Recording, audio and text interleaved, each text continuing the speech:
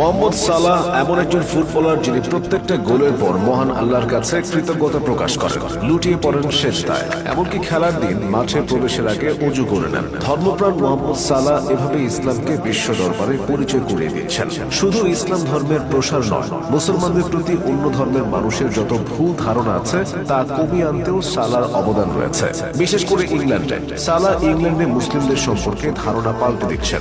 যে ব্রিটেনে মুসলিমদের তাদের ইসলামিক ঐতিহ্য প্রদর্শন করতে দুইবার ভাবতে হয়, সেখানে লন্ডনের ক্লাব লিভারপুলের হয়ে খেলা মোহাম্মদ সালাহ ইসলামকে তার জীবনের আষ্টে পৃষ্ঠে জড়িয়েছেন। মোহাম্মদ সালাহর একমাত্র মেয়ের নাম মক্কা মোহাম্মদ সালাহ, ডাক নাম মক্কা। সৌদি আরবের পবিত্র নগরী মক্কার নাম অনুসারে মেয়ের নাম রাখা হয়েছে।